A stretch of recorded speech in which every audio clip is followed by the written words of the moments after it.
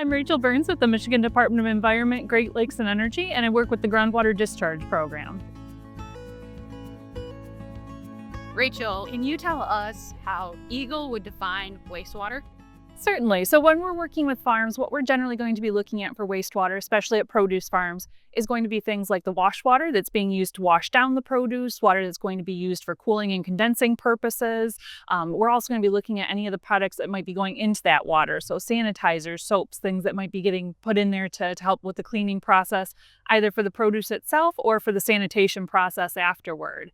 We also consider wastewater to be things like the sanitary wastewater, like things coming from bathrooms, hand washing sinks, and those types of sources as well. So, as produce safety technicians, our ultimate goal is to prevent wash water or wastewater from ending up on our produce. A couple things we're specifically looking at is preventing wash water entering production areas, also preventing any standing water that can breed bacteria. For Eagle, when we're looking at the wash water at a produce farm, we're looking more for any potential concerns that wash water or what we would consider wastewater could have on the environment. So we want to make sure that where it's discharging to is an appropriate location, that there's not going to be runoff going onto a neighboring property or into an area that we wouldn't want that runoff to go to, that wastewater isn't going to be causing any problems for the groundwater that it's going to, because we don't want to worry about contaminating drinking supplies. And we just want to make sure that the water is being discharged in a way that's not going to create a nuisance or a health concern. So we're looking at it to make sure that it's being discharged in a way that's going to be safe and be a long-term option for a farm.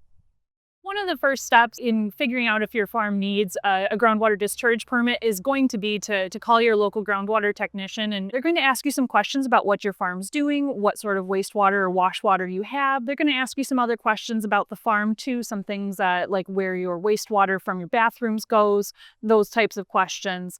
Once they've collected that information, then they'll be able to let the farmer know if they're going to require a groundwater discharge permit, or the other option too is that they may be able to tell the farm in some cases they may qualify for what's called a groundwater permit exemption, which means that their wash water doesn't require a groundwater discharge permit, either because of the volume or the strength being exceptionally low on it.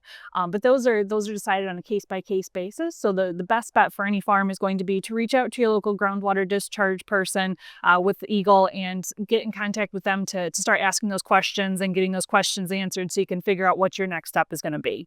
Once you're getting to this stage where you're actually building a building specifically for these purposes, so a building that's dedicated specifically to washing of produce, vegetables, those types of products, that often means you're at the point where your discharge is going to be large enough that you're going to need a groundwater discharge permit. So, what about farms that are using sanitizer or soaps in the water? It does factor in. So we're going to consider on our end any wash water that's either just plain water that's being used for cleaning produce, vegetables, those types of products, or water that has additives in it. And for our purpose, the additive is anything that's being added. So even some of the new biodegradable products, soaps, sanitizers, cleaners, pretty much anything that you add to that water for any purpose is going to be considered an additive under our wastewater rules. Those are allowed to be added to the wash water. If the facility does get a permit, then that is going to be included under the permit. We're going to ask what additives are being used, what's being included in that water, just so we can review and make sure that it doesn't pose a risk to groundwater. But the use of those products in most cases is still fully allowed as long as it's being used at the label rates. We usually don't have any issues with adding those into the discharge. Eagle now has specific permit exemption categories. While you can't find these categories online yet, as the document is currently in the draft and review stage, there is currently a pre-existing exemption under the 2210Y category. This exemption is applicable for fruit and veg washers that produce less than 50 gallons per day of wash water. It also depends on the type of discharge system that is being used, but if Eagle does determine that you need a permit for groundwater waste discharge, then there are different charges and fees with different types of permit categories that, once again, will be outlined in that guidance document that is currently in the draft and review stage. But if you have any current questions under what category you'd be under, please contact Eagle, and particularly Rachel Burns, the statewide groundwater coordinator, at 517-416-4073. There's also a discharge permit that may be available and required for other activities that could occur on your farm, such as egg washing, processing small volumes of poultry, winemaking, etc.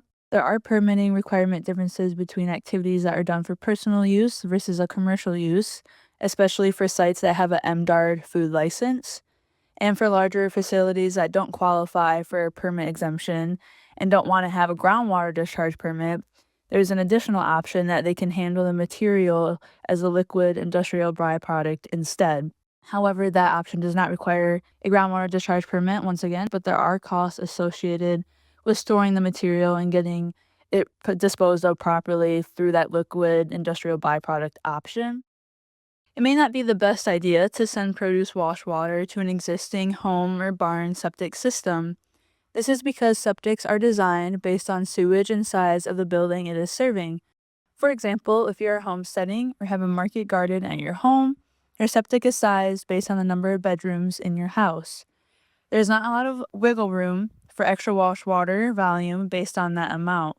So creating and using your septic for a lot of extra wash water causes hydrological issues because of the increased flow volume that the septic is not designed to handle.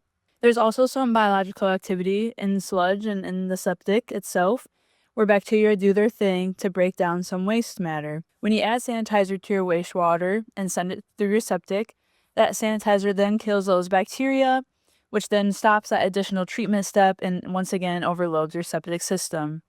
Especially in large farms that grow produce with higher sugar content, like cherries and apples, the juice in wastewater has more sugar and proteins that overwhelms the bacteria in the tank. This then creates a solid byproduct that can build up so much that actually leaves the piping and the septic system itself and can clog drain fields and completely cut off the system.